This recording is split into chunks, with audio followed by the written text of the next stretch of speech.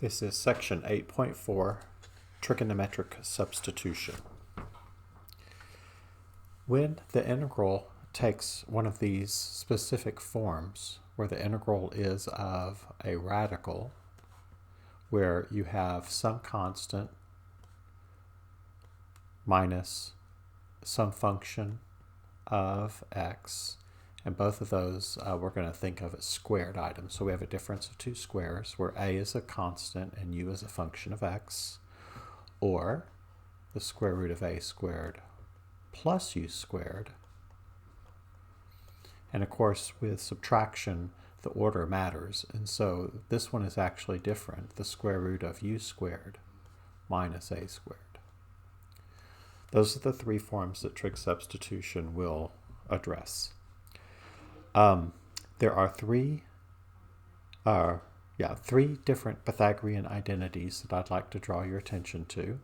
The first being cosine squared of theta is 1 minus sine squared theta. The second of which is secant squared theta is equal to 1 plus tangent squared theta.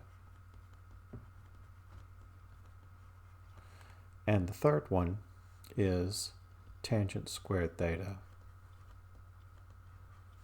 is equal to secant squared theta minus 1. So what we'll do is using the idea that we have a number minus a function squared, the first one, a squared minus u squared, that's most like this one, 1 minus sine squared theta, where a happens to be 1 and u happens to be sine of theta. For the second one, where we have number plus function squared, this identity is the closest to that one, where in that case a is 1 and u is tangent of theta.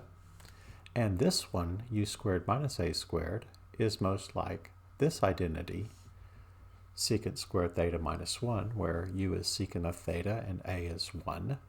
And of course, if we replaced, for example, secant u squared minus a squared with secant squared theta minus 1, then that would be replaceable with tangent squared theta, and the square root of tangent squared theta would be tangent theta. So that's kind of the big idea behind what this is all about. So, for example, if we let a be positive and let u be equal to a sine theta,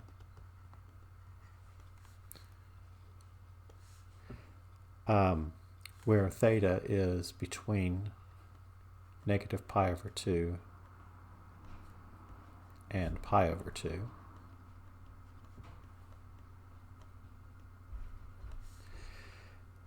Then the square root of a squared minus u squared will be the square root of a squared minus a sine theta quantity squared. And of course, when that product is squared, we square each individual factor, so that will become minus a squared sine squared theta. Then a squared is a common factor. We factor that out, leaving 1 minus sine squared theta. Then 1 minus sine squared theta is replaceable with cosine squared theta.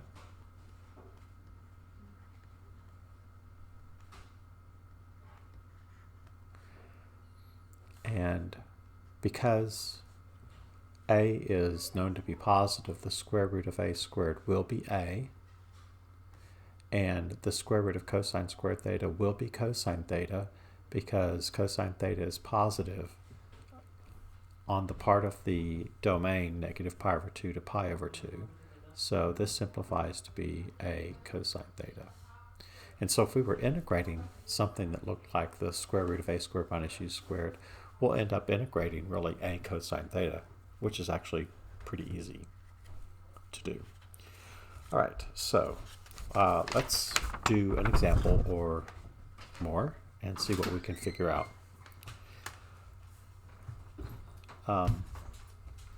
So let's look at example 1.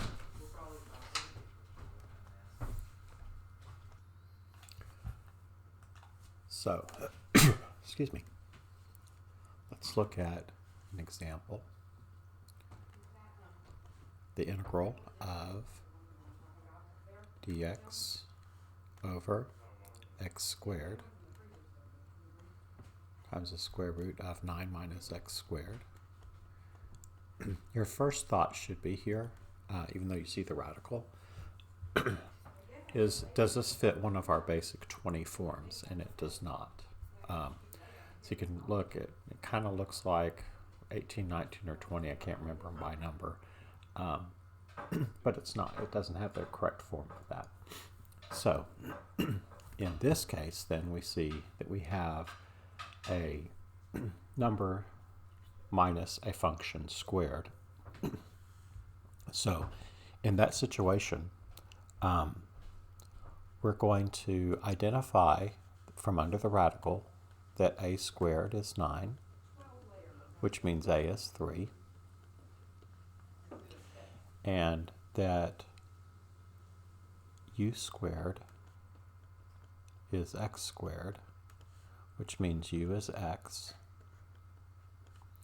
And we're going to replace x with, in this case, when it's a squared minus u squared, we're going to replace x with a sine, whoops, I wrote a and I didn't mean, I need to put the number in there. A, which is 3, sine of theta.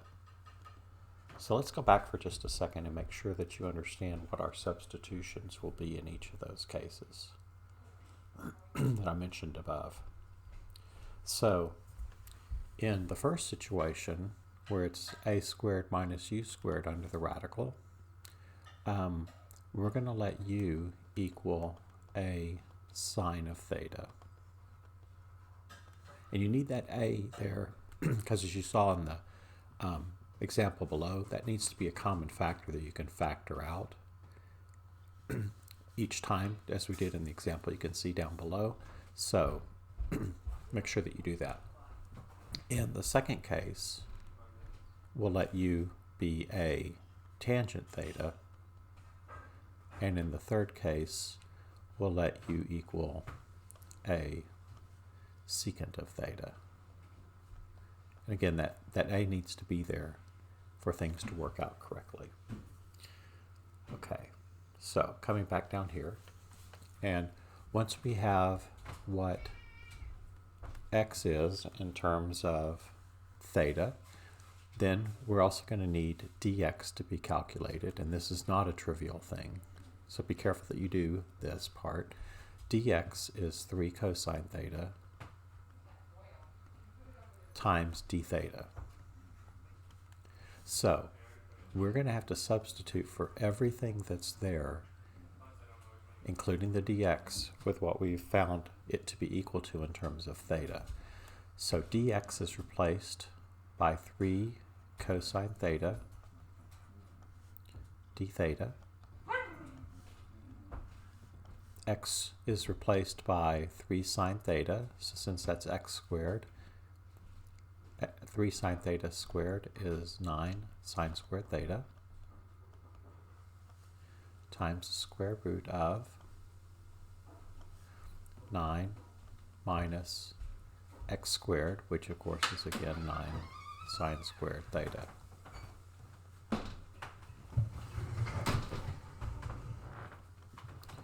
So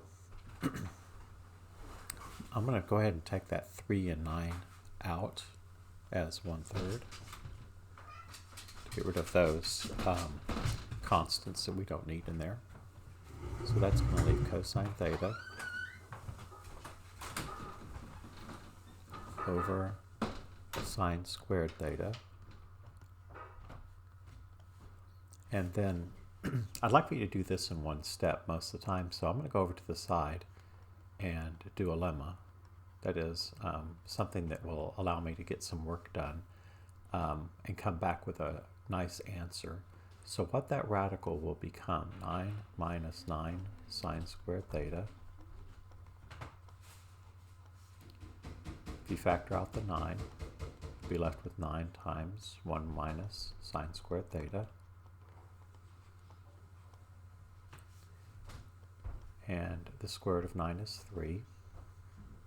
1 minus sine squared is cosine squared. And so that radical is equal to 3 cosine of theta. So I'm going to come back in here with 3 cosine theta d theta. So that 3 that I just pulled out of the radical, I'm going to pull out of the integral now as well and make that 1/9 out in front. Excuse me.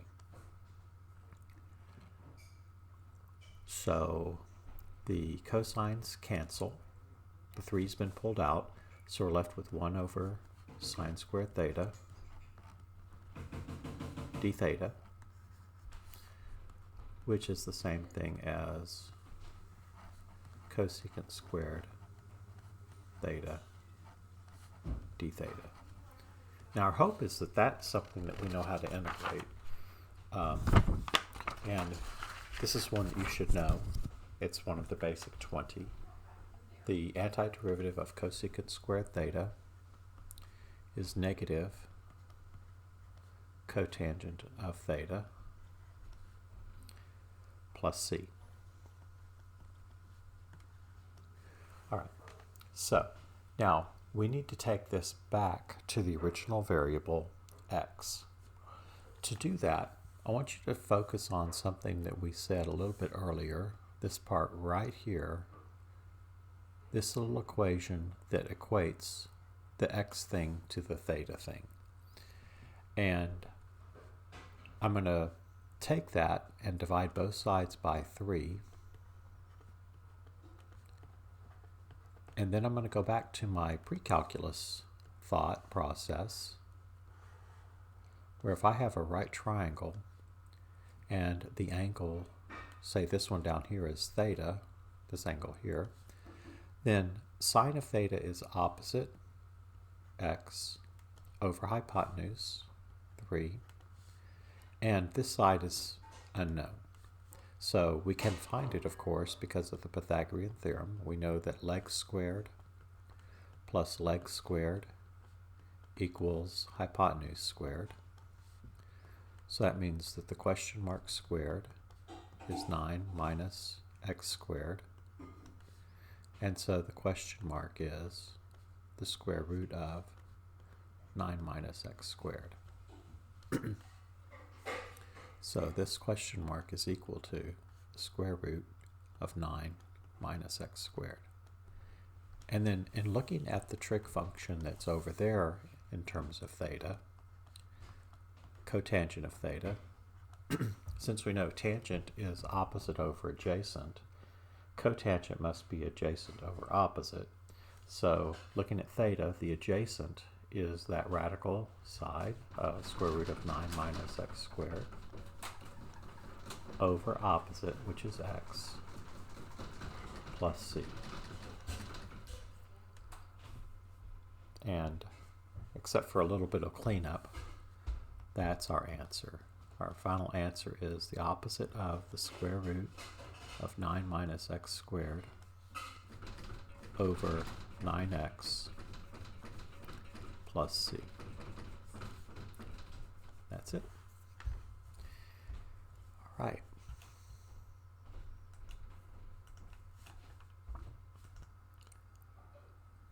All right, so I think we're ready to just start working through more examples. So example 2 has 4 of them to do. So let's just get started on example 2 with part A. The integral of dx over the square root of 9x squared plus 1. That addition means that we are, I'm going to go back up to the top. Whoops, went too far. We are having an addition. And by the way, that could be u squared plus a squared, because when you add, the order does not matter. But at any rate, for this one, u will be a tangent theta. That will be our substitution. Okay, so let's go back down to our problem. So u squared is equal to 9x squared, and a squared is equal to 1, which means that u is equal to 3x, and a is 1. And what we're going to substitute for u is with a, which is 1, tangent of theta, or just tangent of theta. Okay.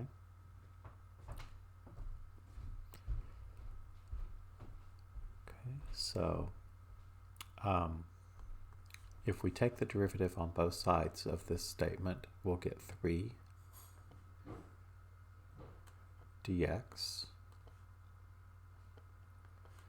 and the derivative of tangent is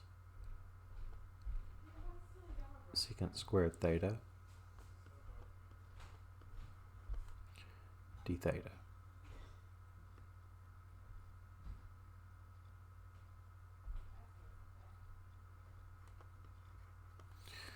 And that means, of course, that dx is equal to 1/3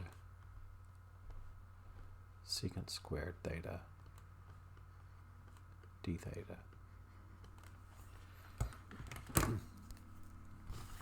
All right, so now that we've addressed that, we're ready to substitute. So that integral will equal the integral of, so dx is 1/3 secant squared theta d theta. I'll write it way back here in case I need extra room. I think I might.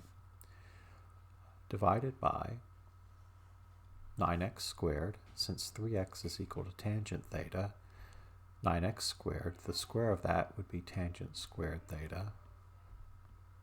Oops.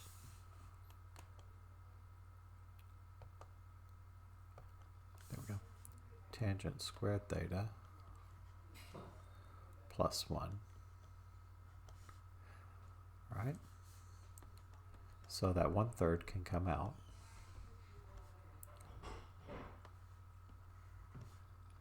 Leaving secant squared theta in the numerator. And then as a lemma,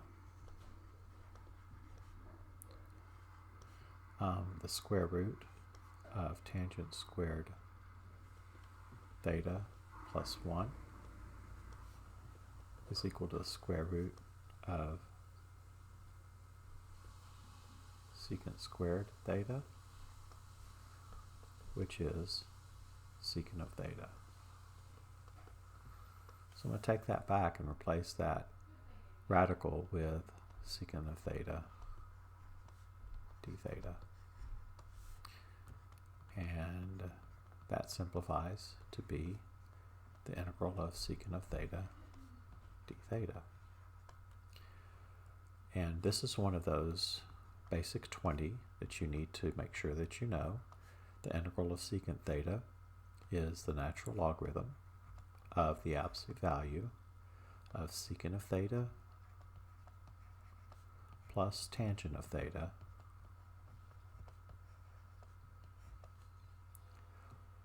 and then our constant of integration plus c. All right, so now we need to rewrite that in terms of x. So I'm going to go back to the equation that relates x to theta, this one right here. And if I divide both sides, no, I'm sorry, I don't need to divide. Tangent of theta is multiplied by 1, so it's just tangent of theta.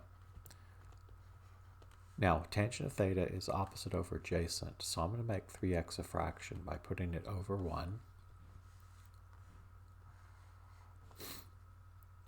And if this is my angle theta right there, opposite will be 3x over adjacent 1.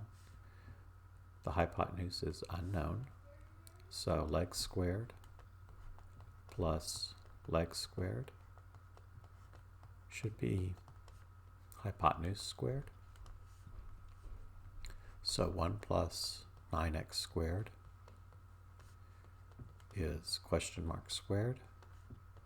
And so question mark is the square root of 1 plus 9x squared. Okay, that's the square root of 1 plus 9x squared. All right, so going back to our answer as we left it, secant of theta, the reciprocal of cosine. Well, since cosine is adjacent over hypotenuse, secant of theta must be hypotenuse over adjacent. So that's going to be hypotenuse square root of 1 plus 9x squared over adjacent 1.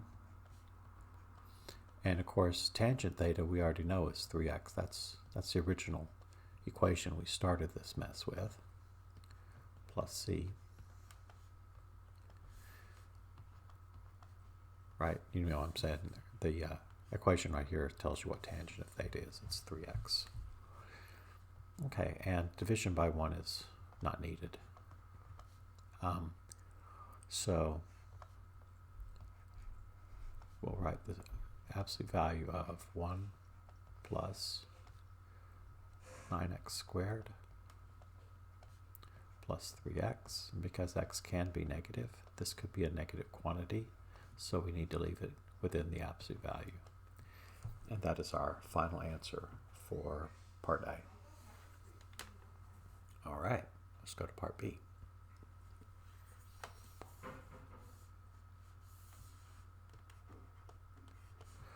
Part B is the integral of dx over x squared plus 1 to the 3 halves.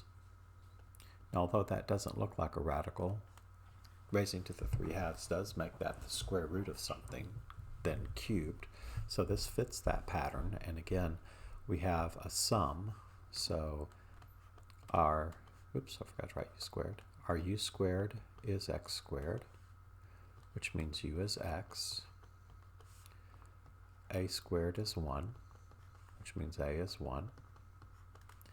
And that means that we're going to replace, since it's addition, just like the very last one we did, x or u will be a, which is 1, tangent of theta. I'm not going to write the 1 this time. 1 tangent theta is tangent of theta. And so taking the derivative of both sides, dx is equal to secant squared theta d theta. All right, I think we're ready to go.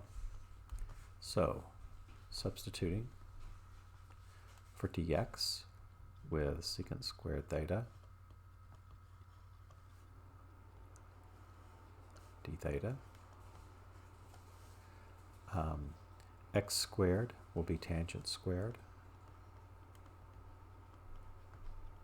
theta plus 1 raised to the 3 halves.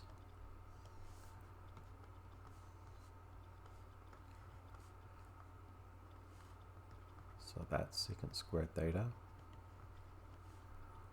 over tangent squared theta plus 1 is secant squared theta to the 3 halves.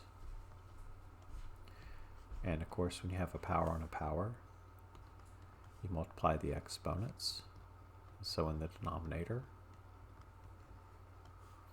2 times 3 halves is 3, so that is secant cubed theta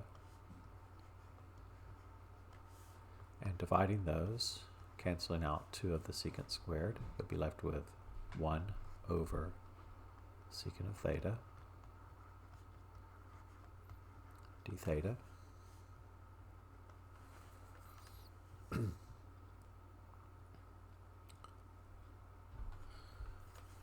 which the reciprocal of secant theta is cosine theta, and the integral of cosine theta is 1, we know. It is sine of theta plus c. So going back to get rid of the theta in terms of x equals tangent of theta is our key relationship. So tangent of theta is x over 1.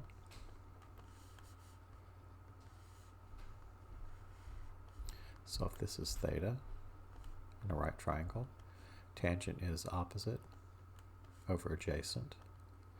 And if we solve for the hypotenuse, it'll end up being the square root of 1 plus x squared. You can verify that for yourself. I've done it a couple of times for you, so you should be able to verify that that's true. And we know that sine of theta is opposite over hypotenuse. And so sine of theta will be opposite x over hypotenuse square root of x squared plus 1 plus c. And although in pre-calculus you were led to believe that we never ever want radicals in the denominator, in this case if it's the square root of a function of x, we're going to leave it alone. If it's like 1 over square root of 3, I will want you to rationalize that. So that's in line with what you learned in pre-calculus. But this answer right here, as is just fine. Okay, so we'll leave that alone. All right, next one. This is part C. The integral of the square root of x squared minus 3 divided by x dx. Okay, I'd like for you to think about this one for a minute on your own and see if you can figure out how to do it on your own. Well, hopefully you made some progress on this one all by yourself. We shall see. All right, so our x squared. Oh, I started again with the wrong thing. I'm trying to identify what our u is. I want to write that first. There we go. So our u squared is x squared. Our a squared is 3. Don't think that that a squared being in there means that it's necessarily a perfect square. That is not always the case. In fact, here a will be square root of 3. Sometimes it's a messy looking number like that. All right, so u is x, and in this case, because it's u squared minus a squared, let's go back up to the top. Oops, went too far. U squared minus a squared, that's this third case. U will equal a secant theta. So u will equal a, which is square root of 3, secant theta. So taking the derivative of both sides, dx will equal the square root of 3. The derivative of secant theta is secant theta tangent theta times d theta. And we're ready to substitute. So this is the square root of this is the integral of the square root of x squared. If x is square root of 3 secant theta, squaring that on both sides will give you 3 secant squared theta minus 3 divided by x, which is square root of 3 secant of theta times dx. And don't just put a d theta in here. You're going to really be sad if you do that. dx is replaced by, as that last line on the left shows you, square root of 3 secant of theta tangent of theta d theta. There's a little bit of simplification that's going to go on here, so I'd like to kind of deal with the easy stuff first. You might notice that the square root of 3 here cancels with the square root of 3 there, and the secant of theta there cancels with this secant of theta. So those items are gone. Okay? And then if we need to, we can go off to the side and do this lemma. And what is the square root of 3 secant squared theta minus 3 equal to? If you factor out the 3, left with 3 times secant squared theta minus 1. And secant squared theta is tangent squared theta. And so this is going to simplify to be square root of 3 times the tangent of theta. We'll come back to our problem with that, replacing that radical. So that's going to be square root of 3 tangent of theta. Remember, the denominator got canceled out, so it's totally gone, times the other tangent theta, so I'm going to call that tangent squared theta, d theta. Okay, in our last section, we talked about how to deal with powers of secants and tangents, and when the power on tangent, whoops, well, I guess I could take a line and do that. When the power on tangent is even and positive, if you'll remember, what we did is we replaced that tangent squared with what you get using the identity. And of course, that's going to be secant squared theta minus 1 is what tangent squared theta is equal to. Okay, so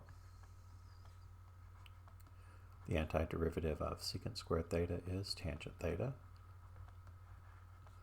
minus the antiderivative of 1 is theta. Make sure you don't say x because this is d theta plus c, our constant of integration. All right, so focusing in on the equation that relates x to theta, this one right here,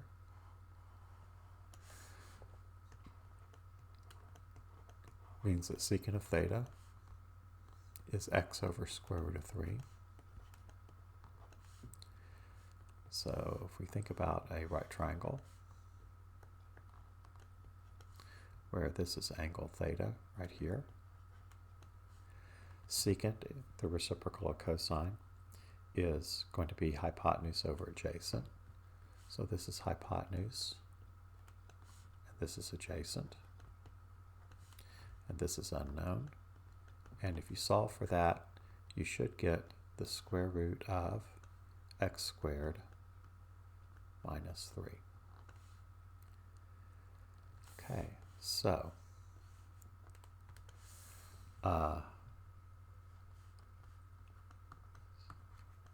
tangent of theta is opposite over adjacent, so that's square root of x squared minus 3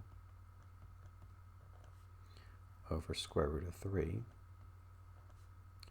This is the first time we've seen this. If secant of theta is x over 3, if we took the reciprocal of both sides, we get cosine of theta on the left and square root of 3 over x on the right. And getting rid of the theta means that we would take the cosine inverse of both sides to get the theta alone. And so that's what theta is equal to. Cosine inverse of the square root of 3 over x plus, oops, forgot the second right parenthesis, plus c.